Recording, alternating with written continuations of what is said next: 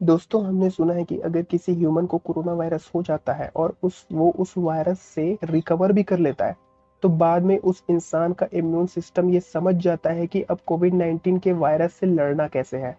Immune system virus से लड़ने के लिए आपके बॉडी में एक एंटीबॉडी बना लेता है कि जब नेक्स्ट टाइम अगर आपके बॉडी पर कोविड 19 के वायरस अटैक करते हैं तो आपका इम्यून सिस्टम उस वायरस को लड़कर उसे हरा सकता है।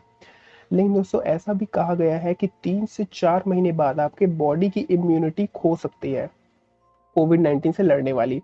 ऐसा कहना है किंग्स कॉलेज लंदन के रिसर्चर्स का। वो कहते हैं कि that immunity to COVID 19 might be lost in months. मतलब कि जो कोविड 19 वायरस से लड़ने की इम्यूनिटी है वो कुछ महीने में ये जा भी सकती है, अगर वो पेशेंट कोविड से ऑलरेडी रिकवर भी क्यों ना हुआ हो। देखो, सार्स कोविड 2 के दो टाइप के वायरस के स्ट्रेन होते हैं, या कोरोना वायरस के दो टाइप होते हैं, और आपकी बॉडी को ये दो टाइप के वायरस ही इन्फेक्ट कर सकते हैं। अभी तो इतना ही खोजा गया है, जिसमें पहला है एस स्ट्रेन और दूसरा है एल स्ट्रेन। ये जो एस स्ट्रेन है ये ह्यूमन बॉडी पर थोड़ा माइल्ड अटैक करता है। ये स्ट्रेन थोड़े कम एग्रेसिव होते हैं और ट्रांसमिशन भी इन पर इनका थोड़ा स्लो होता है। और वहीं अगर एल टाइप स्ट्रेन की बात करें तो ये थोड़ा ज़्यादा एग्रेसिव होते हैं। जब किसी इंसान के बॉडी में एल स्ट्रेन वाले कोविड 19 के वायरस होते हैं तो ज़्यादा इंसान का जो हेल्थ है वो सीवियर हो सकता है। दोस्तों दिक्कत की बात यह है कि जब हर देशों में कोविड के पेशेंट्स की जांच की गई, जब उनका एनालिसिस किया गया तो पता चला पूरे दुनिया भर में एल स्ट्रेन से ज़्यादा लोग इम्पैक्ट हो रहे हैं। करीब दुनिया भर में एल स्ट्रेन वायरस 70% लोगों में है और एस स्ट्रेन वाले वायरस 30% लोगों में है। लेकिन दोस्तों ऐसा नहीं है कि एल स्ट्रेन वाले लोग ठीक नहीं हो रहे हैं। एल स्ट्रेन वाले भी लोग रिकवर हो रहे हैं। भारत में ही देख लो ना, रिकवरी रेट 63% को क्रॉस कर चुका है। दोस्तों बात करते हैं कि कैसे कोविड 19 से रिकवर होने वाले इंसान की भी इम्यूनिटी लॉस्ट हो सकती है। दोस्तों तो पहले ऐसा माना जा रहा था कि अगर कोई एल स्ट्रेन वाले वायरस से इम्पैक्ट हुआ कोई इंसान है और उसने रिकवर भी कर लिया है, और जब बाद में उस पर फिर से कोविड के वायरस बाद में अटैक करते भी हैं, तब एल स्ट्रेन वाले वायरस कोविड 19 के वायरस उसको फिर से परेशान या इफेक्ट नहीं कर पाएंगे, क्योंकि उसकी इम्यूनिटी उस वायरस को, उस एल स्ट्रेन वाले वायरस को पहचान चुकी है। तो जब भी कोविड 19 एल स्ट्रेन के वायरस फिर से अटैक करेंगे उसकी बॉडी पर, तो उसके बॉडी का इम्यून सिस्टम एल स्ट्रेन के वायरस से लड़ सकता है और उसे हरा सकता है। और वहीं अगर उसको दूसरे यानी कि एस स्ट्रेन वाले वायरस अटैक करेंगे तो उसके इम्यूनिटी के जाने के चांसेस मैक्सिमम हो जाते हैं, क्योंकि एस स्ट्रेन वाले वायरस को उसका इम्यून सिस्टम अभी तक फेस नहीं किया है। दोस्तों तो करीब किंग्स कॉलेज लंदन में 90 कोविड के पेशेंट पर ये एक्सपेरिमेंट किया गया था कि जो एंटीबॉडी प्रोड्यूस होती है किसी कोविड पेशेंट में और वो ठीक भी हो जाता है, लेकिन उसके ठीक होने के 18 से 65 दिन होते होते वो जो कोविड के वायरस से लड़ने वाले जो एंटीबॉडीज बनते हैं उस रिकवर्ड पेशेंट के अंदर या फिर उस कोविड से इन्फेक्टेड पेशेंट के अंदर, वो उसकी बॉडी में 2 से 23 गुना तक कम हो जाती है 18 से 65 दिन आते आते। ये वैसा ही है जैसे बारिश के मौसम में आपकी इम्यूनिटी थोड़ी कमजोर होने लगती है। तो इससे ऐसा है कि वो फिर से जो इंसान जो इन्फेक्ट हुआ था कोविड से उसके कुछ महीने बाद फिर से उसके री इन्फेक्टेड होने के चांसेस हो जाते हैं।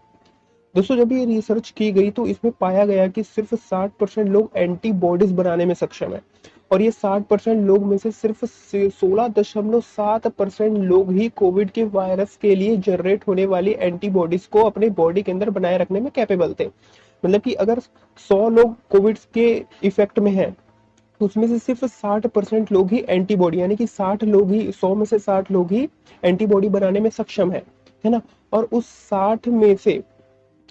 60 लोगों में से सिर्फ 16%, अगर 60 लोगों को अगर मैं 16% निकालता हूं तो 7 से 8 लोग ही सिर्फ वो कोविड के वायरस के लिए जनरेट होने वाले एंटीबॉडीज को बॉडी में बनाए रखने में कैपेबल थे। यानी कि 100 से सिर्फ 8 लोग ही एंटीबॉडी को 3-4 महीने तक बनाकर रख सकते हैं। बाकी सबकी बॉडी की एंटीबॉडीज बनना बंद हो गई थी। बाकी के जो पेशेंट बने उन सबकी बॉडी एंटीबॉडीज बनना बॉडी के अंदर कम हो गई, यानी कि बंद हो गई। दोस्तों ये ऐसा भी है कि अगर आपकी बॉडी में कोविड के वायरस ज्यादा है या एग्रेसिव है तो उसके लिए आपका इम्यून सिस्टम भी एंटीबॉडी ज्यादा प्रोड्यूस करेगा। लेकिन अगर वायरस का इम्पैक्ट बॉडी में कम है तो आपकी बॉडी में एंटीबॉडी कम प्रोड्यूस होंगे। और वही माइल्ड केसेस में भी ये देखा गया कि लोगों की एंटीबॉडीज कम होती जा रही है 3-4 महीने आते आते। दोस्तों ये एंटीबॉडी समझो होता क्या है। देखो, ये जो एंटीबॉडीज है ये एक प्रूफ होता है है ना, ये एक प्रूफ होता है। प्रूफ ऐसे कि अब आपकी बॉडी में वायरस जब अटैक करती है तो इन्हीं एंटीबॉडीज की वजह से आपको सिम्टम्स आते हैं, और यही एंटीबॉडीज ही ये डिक्लेयर भी करती है कि आपका इम्यून सिस्टम वायरस से लड़ने की कोशिश कर रही है कि नहीं। अगर कर रही है तो ये आपके में इफेक्ट डालेगा, पॉजिटिव इफेक्ट डालेगा। लेकिन दोस्तों ये एंटीबॉडीज आपके बॉडी में हमेशा के लिए नहीं रह सकती।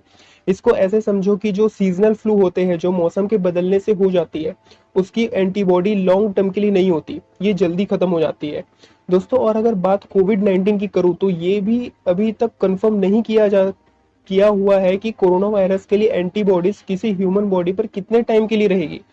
तो एंटीबॉडीज कब तक रहेगी ये भी हमें अभी तक पता नहीं है। और दोस्तों जब तक कोविड-19 की वैक्सीन नहीं आ जाती तब तक इससे लड़ने के लिए सिर्फ एक ही हथियार है, और वो है आपका ह्यूमन बॉडी इम्यून सिस्टम।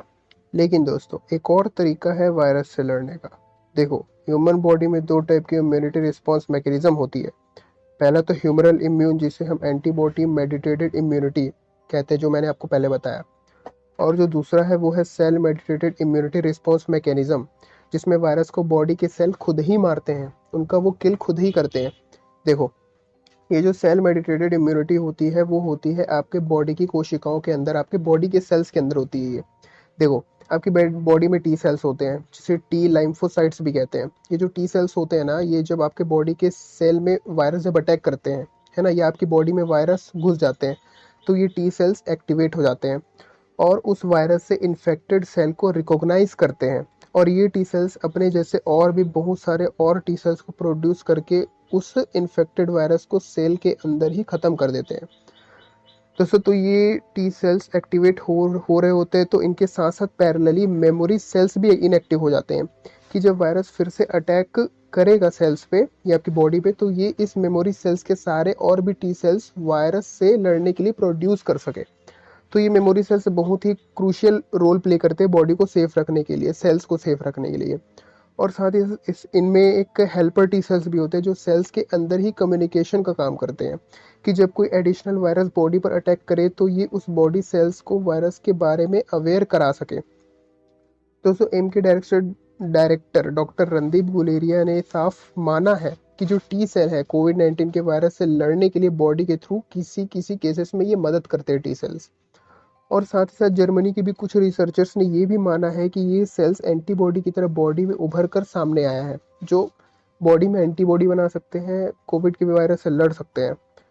अब उन्होंने जो एनालिसिस किया है उसमें बताते हैं कि मेमोरी सेल्स और टी सेल्स के वजह से किसी किसी हेल्थ पेशेंट में भी, किसी किसी केसेस के हेल्थ पेशेंट में भी कोरोना वायरस के सिम्टम जैसे सर्दी हो जाना, जैसे रिएक्टिव इम्यूनिटी का पता चला है।